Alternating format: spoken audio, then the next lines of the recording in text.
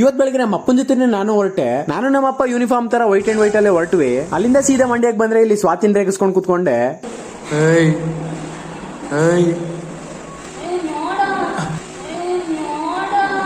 ಪಾಪ ಅವ್ರಿಗವ್ರೆ ದಿವ್ಯಾ ಸ್ಪಂದನ ಅನ್ಕೊಂಬಿಟ್ಟವ್ರೆ.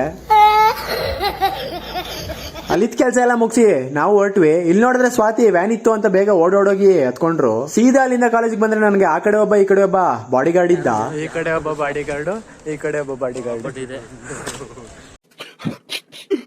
ಕ್ಲಾಸಲ್ಲಿ ಕೂತಿದ್ದವರು ಎದ್ ಬಂದಿದ್ದೆ. ನೆಕ್ಸ್ಟ್ ಫಿಸಿಯೋಥೆರಪಿ ಅವರು ಏನೋ ಫುಡ್ ವಿತೌಟ್ ಫೈರ್ ಮಾಡ್ತಿದ್ರು ಅಂತ ಫೋನ್ ಇಟ್ಕೊಂಡು ನಾನು ಒಳಗೆ ಎಂಟ್ರಿ ಕೊಟ್ರೆ ಮುಖ ಎಲ್ಲ ಮುಚ್ಕೊಂತ ಇದ್ರು.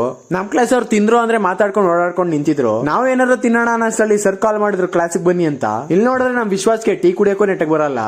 ಕುಡಿ ಕುಡಿ ಕುಡಿ ಬೇಗ ಕುಡಿ ಬೇಗ ಕುಡಿ ಬೇಗ ಕುಡಿ ಬೇಗ ಕುಡಿ ಬೇಗ ಕುಡಿ ಬೇಗ ಕುಡಿ ನಡಿ ನಡಿ ನಡಿ ಓಡು ಓಡು ಓಡು. ಅಲ್ಲಿಂದ ಫೋನ್ ಎತ್ತಿದ ತಕ್ಷಣ ಚೆನ್ನಾಗಿ ಬೈತಾ ಇದ್ರು. ಅದಕ್ಕೆ ಮಾತಾಡಿ ಅಂತ ಕೇಳ್ತಾ ಇದ್ದೆ. ಮಾತಾಡು ಈಗ, ಮಾತಾಡು ಮಾತಾಡು ಈಗ, ನೀನ್ ಮಾತಾಡು. ಕಾಲೇಜೆಲ್ಲ ಮುಗಿಸಿ ನಾನು ಆಚೆ ಬಂದ್ರೆ ನಮ್ಮ ಆಂಟಿ ಮಗಳು ಸಪ್ಪು ಕುತ್ಕೊಂಡಿದ್ಲು. ಕೊಡ್ತೀನಿ. ಇನ್ನೆಷ್ಟು ಬೇಕು? ಬರ್ತದ 10 ರೂಪಾಯಿ. ಪಾಪ ಯಾವ್ದೋ ಫೈಲ್ ತಗೋಬೇಕಿತ್ತಂತೆ, ಅದಕ್ಕೆ 50 ರೂಪಾಯೇ ಬೇಕು ಅಂತ ಕೂತಿದ್ರು. ನಾನು ಟಕ್ ಅಂತ ಬಸ್ ಬಂತು ಅಂತ ಬಸ್ ಹತ್ತಿದ್ರೆ ಬಸ್ ಬೇರೆ ಕೆಟ್ಟೋಯ್ತು ನಿಡ್ಗಟ್ಟದಲ್ಲಿ. ಆಮೇಲೆ ಅಲ್ಲಿಂದ ಇಳಿದು ಕೆಳಗ್ ನಿಂತಿದ್ವಿ. ಯಾವ್ದೋ ಮತ್ತೆ ಬಸ್ ಬಂದು ಅಂತ ನಾನು ಓಡಕ್ ಬೇರೆ ಬಸ್ ಹತ್ತದೆ. ಈ ಚನ್ನಪಟ್ಟಣ ಮದ್ದೂರಲ್ಲಿ ಜೋರ್ ಮಳೆ ಇತ್ತು, ಆದ್ರೆ ರಾಮನಗರದಲ್ಲಿ ಮಳೆನೇ ಇರ್ಲಿಲ್ಲ.